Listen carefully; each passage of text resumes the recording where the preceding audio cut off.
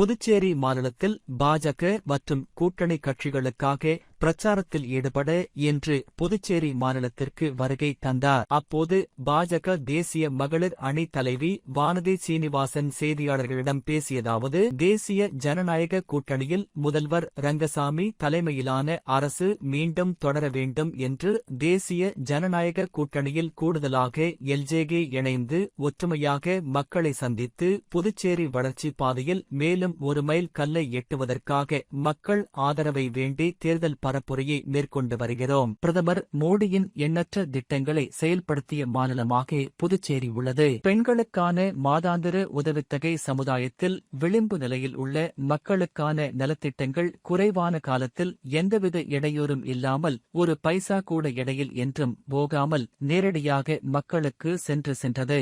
மத்திய அரசின் மிக முக்கியமான அனைத்து திட்டங்களும் குறிப்பாக பெண்களுக்கான திட்டங்கள் எல்லாம் 100% இலக்கு குறிக்கோளை நோக்கி பணியாற்றியுள்ளது. மக்களின் நம்பிக்கையை பெற்றுள்ள இந்த அரசு தொடரும் என்ற வாய்ப்பு அதிகமாக உள்ளது. புதுச்சேரி மாதிரியான சிறிய மாநிலங்கள் திட்டங்களை நிறைவேற்றுவதற்கு மத்திய அரசின் உதவி கட்டாயம் அவசியம். புதுச்சேரி மாநிலத்தின் வளர்ச்சி தொடர வேண்டும் என்றால் மத்திய அரசு பல்லாயிரம் கோடி நிதிகளை கொட்டிக் கொடுக்க பிரதமர் தயாராக இருக்கிறார். இந்த வளர்ச்சி பயணம் தலைவராமல் இருக்க இந்த அரசு தொடர வேண்டும். இதனை முன்னிறுத்து தேசிய ஜனநாயக கூட்டணி வேட்பாளர்களை ஆதரித்து பரப்புரை மேற்கொள்ளும். தேசிய ஜனநாயக கூட்டணிக்கு எதிராக புதுச்சேரியில் இண்டி கூட்டணி பெயர் மட்டும்தான் உள்ளது. கூட்டணி கிடையாது. இண்டி கூட்டணி கட்சிகள் மக்களை ஏமாற்றிக் கொண்டிருக்கிறது. ஒரே தொகுதியில் 2 கட்சி வேட்பாளர்கள் போட்டியிடுகின்றனர்.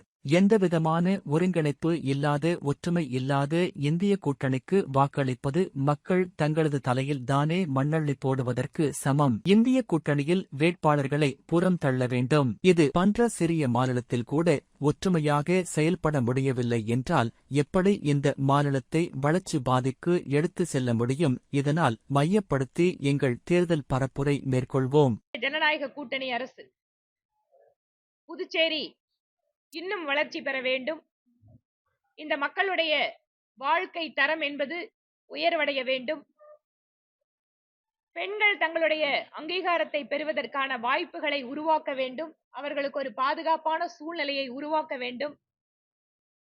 பல்வேறு லட்சிய கனவுகளோடு மக்களுடைய நம்பிக்கையை பெற்றிருக்கக்கூடிய இந்த அரசு மீண்டும் தொடர்வதற்கான வாய்ப்பு என்பதுதான் அதிகமாக இருக்கிறது.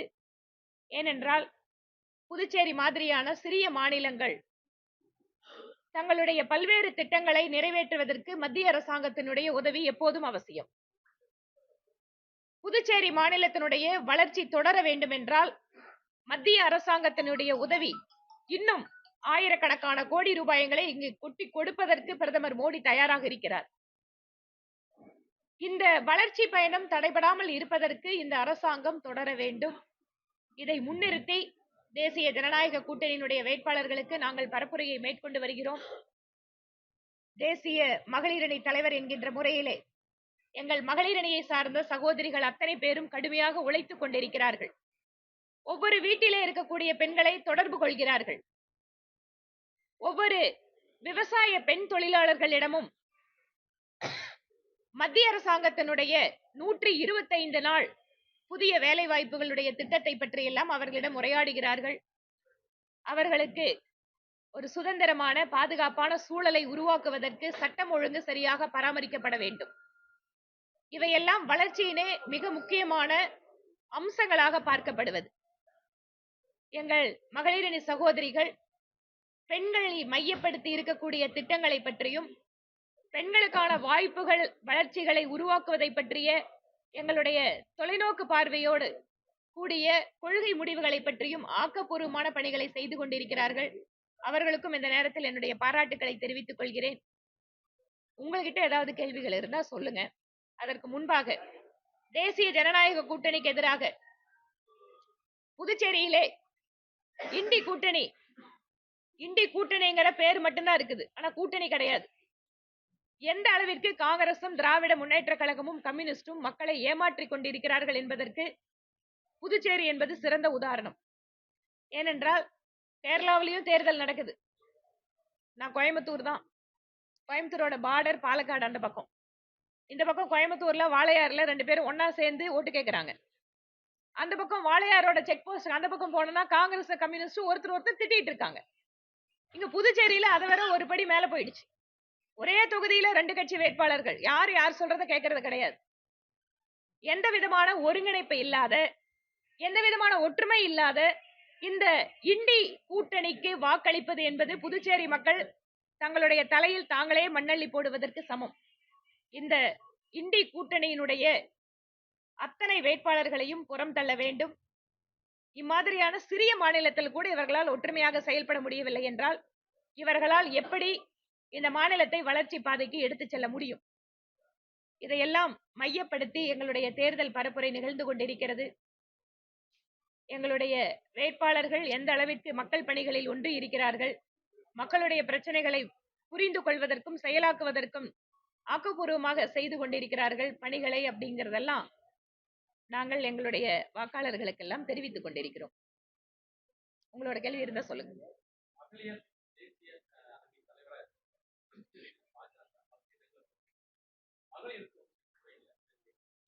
மகளிர் இடஒதுக்கீடு அப்படிங்கறதே இத்தனை வருட காலத்திற்கு பின்பாக அந்த மசோதா நிறைவேற்றியதே பாஜக மோடி அவர்களுடைய அரசுதான்.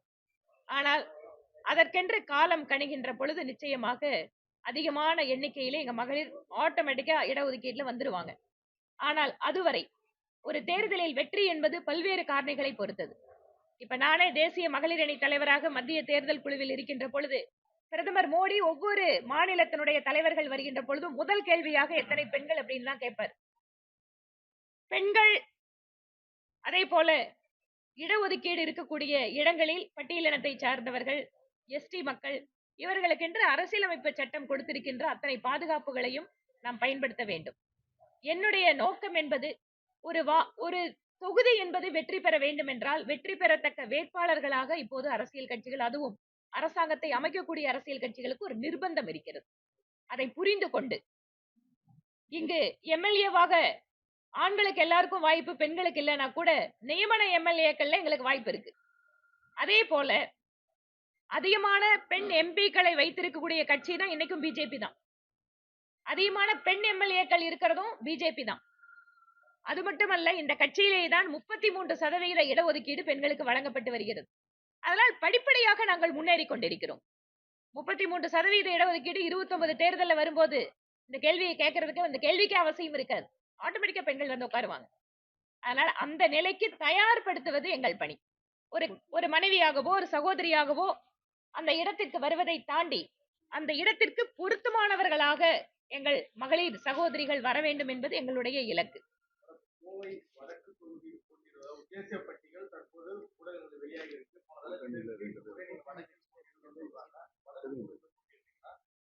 புதுச்சேரியில இந்த கேள்வி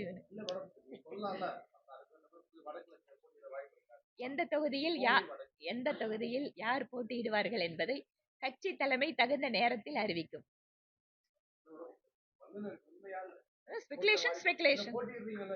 தெரியாது, கட்சி முடிவு எடுக்கும்.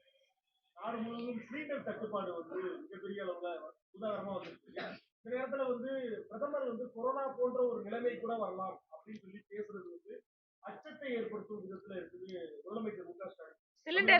சிலிண்டர் தட்டுப்பாடு எங்கேயுமே இல்லைங்க. கமர்ஷியல் சிலிண்டருக்கான தட்டுப்பாடு கிடையாதுங்க. கட்டுப்பாடு இருக்கு. தட்டுப்பாடு கிடையாது, கட்டுப்பாடு உண்டு. 45 நாள் அப்படிங்கிற பீரியட் எதுக்காக? அதை வாங்கி வேற எதுவும் கள்ள சந்தையில போக கூடாதுங்கிறதுக்காக சில கட்டுப்பாடுகளை வைத்திருக்கிறது.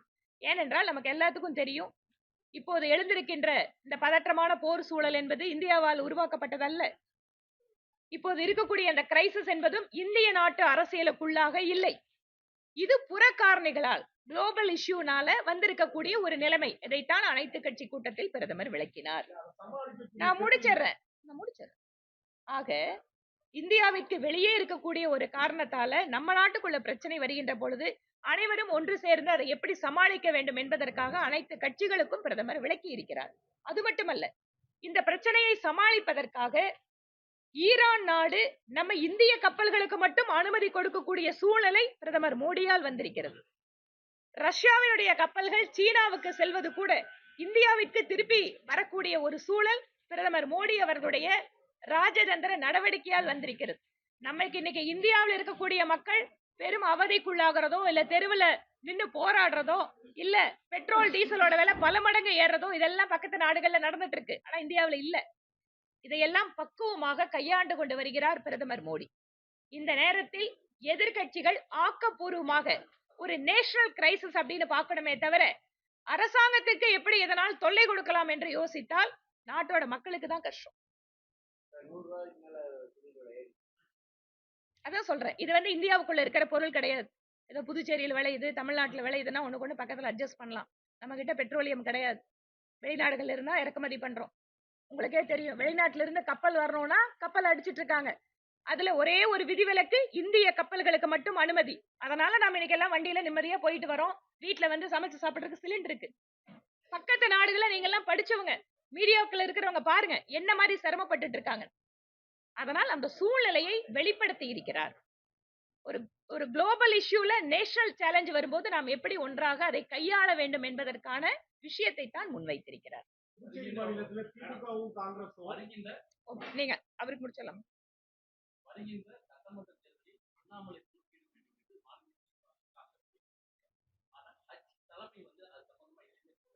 சொல்லுவாங்க, தகுந்த நேரத்துல சொல்லுவாங்க. கொஞ்சம் வெயிட் பண்ணுங்க. என்ன இல்லைங்க, அது என்னோட விருப்பத்தை நான் சொல்றேன். ஏனென்றால் அவர் கட்சியில் இணைந்த போது அவர் எங்கள் பகுதிக்காரர். ரொம்ப ஆர்வத்தோடு அவருடைய கட்சி நுழைவை ஆதரித்தவள் நான். அது கூட அவர் மாநில தலைவராக இருந்த போது ஒன்றாக பயணித்திருக்கோம். ஒரு துடிப்பான செயல்மிக்க தலைவர். அவர் தேர்தலில் போட்டியிடணுங்கிறது என்னோட விருப்பம்னு சொல்லியிருக்கேன். அவர் கடிதத்தை வெளியில கொடுத்தாரா? சொல்றேன். அவர் என்ன சொன்னார் கூடவே, கட்சி சொன்னால் கேட்பேன்னு சொல்லியிருக்கேன். கட்சி முடிவு எடுக்கட்டும், பார்ப்போம். கட்சி முடிவு எடுக்கட்டும். அவரோட விருப்பத்தை அவர் சொல்லியிருக்காரு, ஏன் விருப்பத்தை நான் சொல்றேன். கட்சி முடிவு எடுக்கட்டும். திமுக காங்கிரஸ் பொறுத்தவரையும் புதுச்சேரி மாநிலத்துல 5 தொகுதிகள்ல நேர் எதிரே அவங்களே போட்டி போடுற ஒரு நிலை இருக்கு. அதுக்கு ஃப்ரெண்ட்லி ஃபைட்னு சொல்றாங்க. அதை நீங்க எப்படி பாக்குறீங்க? தேர்தல் எதுங்க ஃப்ரெண்ட்லி ஃபைட்? 2 பேரும் ஒண்ணு கொண்டு அட்ஜஸ்ட் பண்ணிக்குவாங்களா? 2 பேரோட வாக்கையும் அப்புறமா எலெக்ஷன் கமிஷன் ஒண்ணா சேர்த்துக்கொண்டு சொல்லுவாங்களா ஃப்ரெண்ட்லி ஃபைட்ல? லாஜிக்கே இல்லாம மக்களை ஏமாத்த முடியுங்கிறதுல இதெல்லாம் ஒரு பதில். இது ஃப்ரெண்ட்லி ஃபைட்டா? எலெக்ஷனுங்க. நிச்சயமாங்க. இங்க திமுக காங்கிரஸ் பிரிஞ்சிருக்காருல்ல, சேர்ந்திருந்தாலே எங்களுக்கு தான் சாதகம். இதுல என்ன சந்தேகம்? அண்ணன் தான் எல்லா கேள்வியும் கேட்கிறாரு, வேற யாரும் கேள்வி இல்லையா?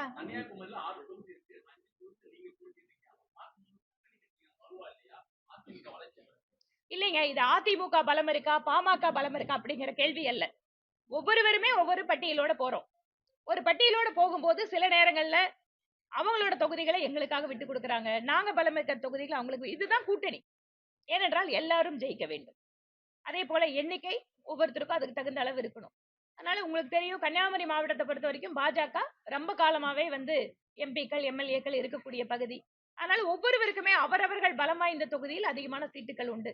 இப்ப பாமகவை எடுத்துக்கோங்க. பாமக பாத்தீங்கன்னா அவர்களோட ஸ்ட்ராங் பேஸ்ல தான் எல்லா தொகுதியுமே எடுத்திருக்காங்க. அதே போல அமமுக அவங்களோட ஸ்ட்ராங்கான தொகுதிகள் இருக்கு.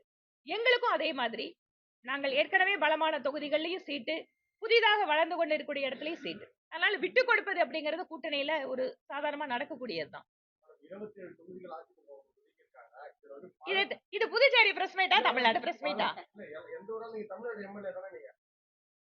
சொல்லுப்பா. அப்ப 27 தொகுதியில நிறைய தொகுதி தோல்வி அடையும் தொகுதியில அதிமுக வெளியிட்டிருக்கிறதா தொடர்ச்சியாக சமூக வலைதளங்களில் இதை பரப்பி வராங்க. வேண்டுமென்றே திமுக எங்களோட தொண்டர்களோட மன உறுதியை குலைக்கிறதுக்காக இந்த மாதிரி ஒரு முயற்சியை மேற்கொள்றாங்க. இது ஒண்ணு அவங்களுக்கு புதுசு இல்ல. கையில மீடியா வச்சிருக்காங்க, பணம் வச்சிருக்காங்க, இந்த வேலையெல்லாம் பண்ணுவாங்க. ஆனா எல்லாத்தையும் தாண்டி எங்கள் கட்சியினுடைய தொண்டர்கள் உறுதியாக இருக்கிறார்கள். மக்கள் எங்களுக்கு வாக்களிக்க காத்து கொண்டு இருக்கிறார்கள்.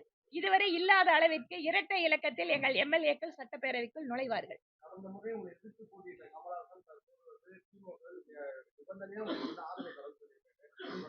அவருக்கு ஒரு அசைன்மெண்ட் கொடுத்தாங்க, முடிச்சிட்டாரு. அவரோட அசைன்மெண்ட்டுக்கு என்ன கொடுக்கணுமோ டெல்லியில கொடுத்துறாங்க, அவ்வளவுதான். அவரை நம்பி பின்னால போனவங்க தெருவில் நிக்கிறாங்க.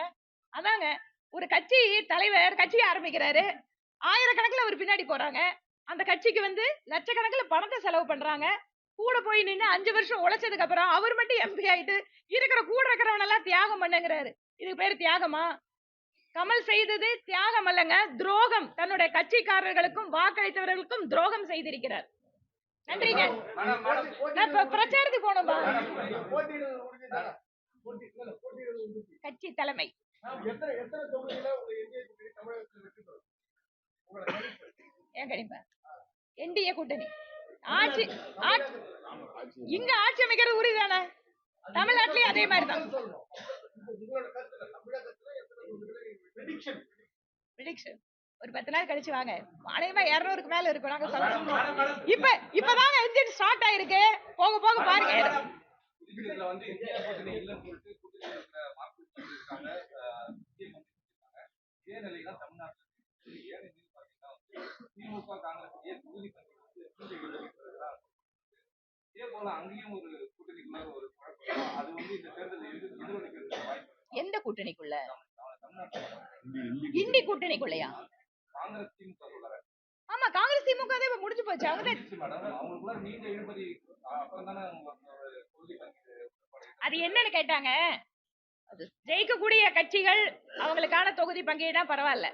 அங்க வந்து அறிவாலயம் பக்கம் போறவங்க எல்லாம் திமுக கூட்டணிக்குள்ள கூட்டணி சேர்த்துட்டு நாங்க பலம்னு சொல்லிட்டு இருந்தா அப்படிதான் ஆகும். எனக்கு பதவி கொடுத்தது ஆதங்கத்தை கொடுத்திருக்காங்க. யாரு? எனக்கு பதவி கொடுக்கல, கட்சி வளர்க்க முடியல, நான் எப்படி பாஜக வளர்க்க முடியும், நான் ஏன் வந்தேன்னு அப்படின்னு அர்த்தத்தில் இருக்காங்க. எதற்காக அந்த புலம்புல அவருக்காக நீங்க பதவி கொடுத்து வாய்ப்பு? அவரு கூட நேத்து கூட பேசினாரு. அப்ப அவர்கிட்ட எக்ஸ்பிளைன் பண்ணும். ஏன்னா தேசிய பொறுப்புகள் அப்படிங்கிறது தேசிய தலைவர் அறிவிச்சதுக்கு அப்புறம் தான் பண்ண முடியும். ஒரு தலைவர் இல்லாம தேசிய பொறுப்புகள் பண்ண முடியாது. எங்களோட கட்சியில இப்பதான் தேசிய தலைவர் அறிவிச்சிருக்காங்க. இப்ப 5 மாநில தேர்தல் முடிஞ்சதுக்கு அப்புறம் தான் தேசிய பொறுப்புகள். இதெல்லாம் எக்ஸ்பிளைன் பண்ணோம்னா அவர் இந்த மாதிரி கொஞ்சம் யாராவது கொஞ்சம் எடுத்து சொல்லி இருந்தா நானும் புரிஞ்சிருப்பேன் அப்படின்னு தான் சொன்னாரு. ரொம்ப மரியாதைக்குரிய ஒரு தலைவர் அவரு. தன்னுடைய கட்சியவே வந்து ஒட்டுமொத்தமாக பாஜகவை நினைத்துக் கொண்டு எங்களுடன் மிக சிறப்பாக பயணம் செய்து கொண்டிருக்கிறார். எந்த ஒரு பணிகள் கொடுத்தாலும் கூட உடனடியாக செய்து முடிப்பவர். அவருக்குன்னு சில ஆதங்கத்தை வந்து தலைவர்கள் கிட்ட பேசியிருக்காரு. தலைவர்கள் நிச்சயமா அதை கவனிப்பாங்க.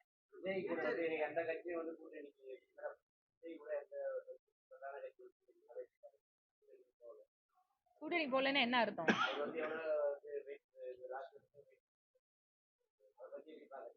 எப்படி பாக்குறதுங்க? புதுசா ஒரு கட்சி ஆரம்பிச்சிருக்காரு. கூட்டணினா என்ன, அரசியல் என்னன்னா இந்த தேர்தலை கத்துக்கிட்டோம்.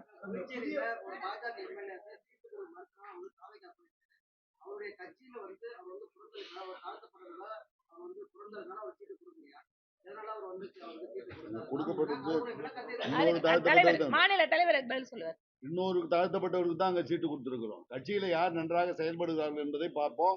தலைமை அதை சர்வே பண்ணும், அதுக்கப்புறம் சீட்டு கொடுக்கும். அங்க கொடுத்துக்கிறது இன்னொரு தாழ்த்தப்பட்டவர் தான் கொடுத்திருக்கிறோம். பட்டியலின தலைவருக்கு தான் கொடுத்திருக்கிறோம் சீட்டு. அதனால அது தவறான பிரச்சாரம். தயவு செய்து புறந்தள்ள வேண்டும்.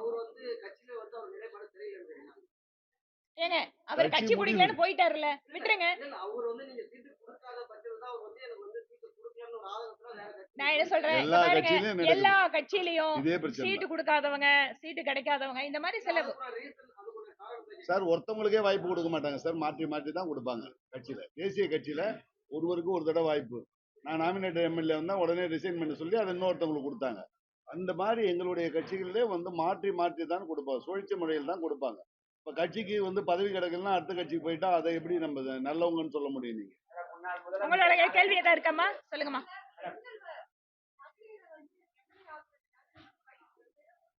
பயிற்சி இல்ல. இந்திய கூட்டணி 2 பேர் இருக்கும்.